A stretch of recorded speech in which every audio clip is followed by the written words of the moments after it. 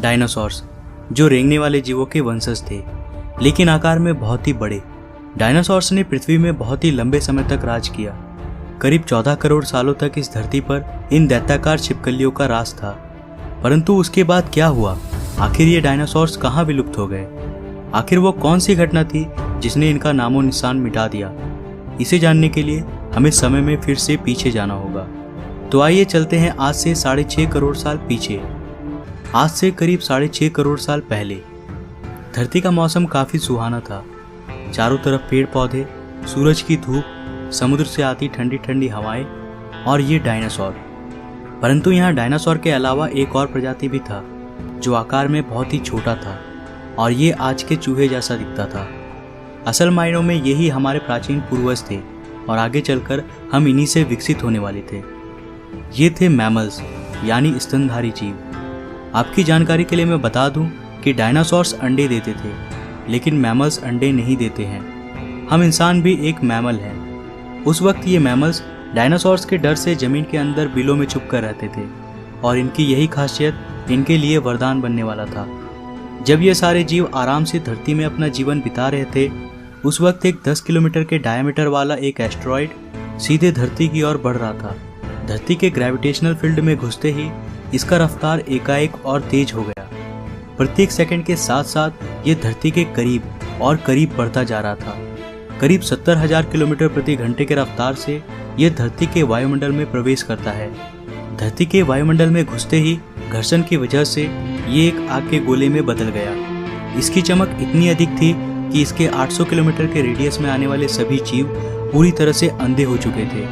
ये जीव इसे देख नहीं पा रहे थे, लेकिन वो इसे महसूस कर सकते थे। एस्टेरॉयड जमीन से टकराता है और एक बहुत ही भयंकर विस्फोट होता है। ये विस्फोट इतना शक्तिशाली था कि इसके टकराते ही पृथ्वी की लाखों मीट्रिक टन धातु अंतरिक्ष में चला गया। विस्फोट वाली जगह पर एक 180 किलोमीटर चौड़ा और 20 किलोमीटर गहरा गड्ढा बन गया। इस गड्ढे का सारा मैटर आसमान में धूल के एक बड़े बादल का निर्माण किया। इतने बड़े टक्कर की वजह से भूकंप की तरंगें धरती के क्रस्ट में कई किलोमीटर दूर तक चली गई। इस वजह से समुद्र में विशालकाय लहरों का निर्माण हुआ और एक के बाद एक सुनामी की लहरें चारों तरफ बढ़ने लगी। धरती के महाविनाश की प्रक्रिया का आरंभ हो चुका था। इस विस्फोट में रेडिएशन की मात्रा इतनी बढ़ गई कि इसके 800 किलोमीटर के दायरे में आने वाले सभी जीव जलकर पूरी तरह से राख बन गए। पादपों के अंदर मौजूद सारा जल इस गर्मी के कारण भाप में बदल गया। इस महाविनाश में उड़ने वाले जीव इन जमीनी खतरों से बच गए थे, लेकिन ये तो बस महाप्रलय की शुरुआत थी। विस्फोट की वजह से जो लाखों मीट्रिक टन धूल और पत्थर अंतरिक्ष में गया था, ठीक 40 मिनट बाद वो आग के गोले के रूप में धरती पर बरसने लगे। साथ ही धूल का एक बहुत बड़ा तूफान 20,000 किलोमीटर प्रति घंटे की रफ्तार से मौत लेकर आ रहा था। ये धूल के बादल कई किलोमीटर मोटे थे, जिसकी वजह से धरती पर सूरज की रोशनी का पहुंच पाना असंभव हो गया था। कई सालों तक धरती पर सूरज की रोशनी पहुंच ही नहीं पाई और इसके परिणाम स्वरूप धरती पर पेड़ पौधों की लगभग सारी आबादी खत्म हो गई थी। इस बादल ने धरती को चारों तरफ से ढक लिया था। विस्फोट के 90 मिनट्स बाद धरती का तापमान 150 डिग्री सेल्सियस तक चला गया। इसकी वजह से जो डायनासोर विस्फोट के इलाकों से बहुत दूर थे, वे भी इस गर्मी से बच नहीं पाए। इस महाप्रलय में धरती के कुल 75% आबादी पूरी तरह से साफ हो गई थी, लेकिन यह महाप्रलय किसी के लिए फायदेमंद साबित होने वाला था। डायनासोर का अंत एक नए प्रजाति के लिए सुनहरा अवसर था। मैमल्स, इन्होंने खुद को इस महाविनाश से बचा लिया था। अत्यंत गर्मी से बचने के लिए ये जमीन के अंदर रहने लगे और जिंदा रहने के लिए इसने सब कुछ खाना शुरू कर दिया। इन डायनासोर्स के अवशेष आगे चलकर हमें भविष्य में मिलने वाला था, जिससे आज हम इनके अस्तित्व का अनुमान लगा सकते हैं। महाप्रलय के कुछ लाख साल बाद अब धरती पूरी तरह डायनासोर से मुक्त हो चुकी थी और धरती पर एक नई शुरुआत की प्रक्रिया चल रही थी। इस नई दुनिया में हमारे प्राचीन पूर्वज समय के साथ साथ विकसित हो रहे थे। अब ये आकार में पहले से काफी बड़े हो चुके थे, परंतु ये अब भी दिखने में हमारी तरह बिल्कुल नहीं लग रहे थे, क्योंकि इसे आगे चलकर कई अन्य प्रजातियों में विकसित होना था। आज से करीब 4.7 करोड़ साल पहले अब धरती का वातावरण लगभग पूरी तरह से आज के समान बन चुका था। इस वक्त धरती का तापमान 24 डिग्री सेल्सियस था और धरती का एक दिन करीब 24 घंटों का होता था। इस वक्त धरती के सारे महाद्वीप लगभग पूरी तरह जानी पहचानी थी। केवल एक नए भूभाग की रचना बाकी रह गई थी।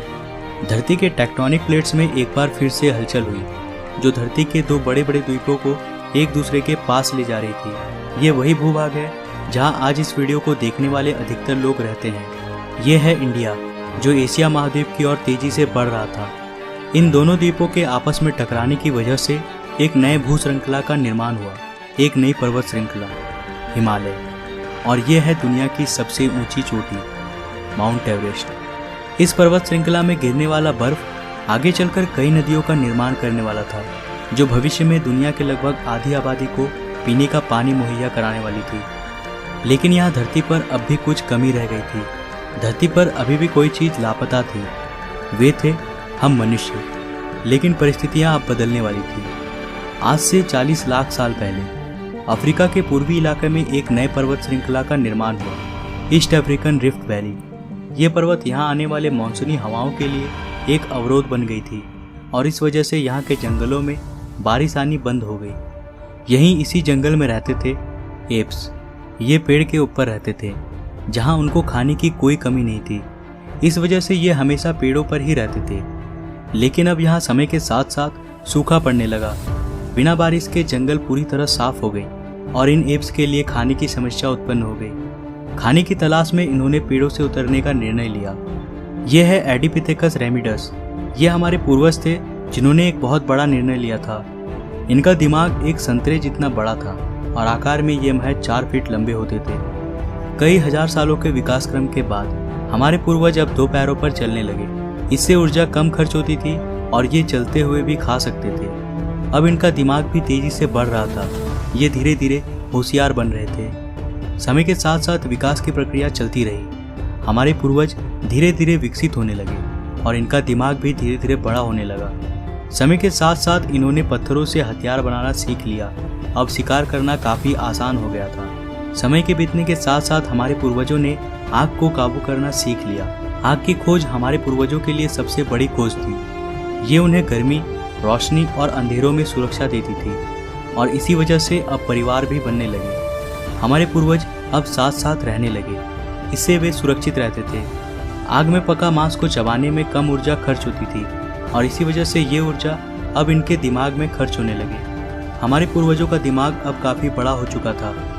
ये थे होमो इरेक्टस, हमारे पूर्वज जो अन्य जानवरों से ज़्यादा होशियार थे और मिलजुल कर रहने वाले पहले जीव थे। इन्होंने अपने संदेश को दूसरों तक पहुंचाने के लिए अलग अलग आवाज़ें निकालनी शुरू की। इससे हमारे पूर्वजों ने भाषा का निर्माण किया, जिसके जरिए हम बातचीत कर सकते थे और ये हमारी सबसे बड़ी उपलब्धि थी। यही वो आखिरी विकास क्रम था जिसके बाद विकसित होकर हम बने। आज से करीब 2 लाख साल पहले कई सालों के विकास क्रम के बाद हमारा अस्तित्व शुरू हुआ।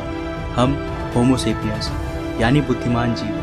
हमारे पास धरती के सारे जानवरों की तुलना में सबसे बड़ा दिमाग था। हमारे पास औजार थे, भाषा थी और सबसे बड़ी चीज हमारे पास दिमाग था। आज से करीब कुछ सेकंड पहले हमने और आपने साथ में मिलकर 4.5 अरब साल के सफर को तय किया। अब हम वापस घर आ चुके हैं। यह है हमारी दुनिया, हमारा समय।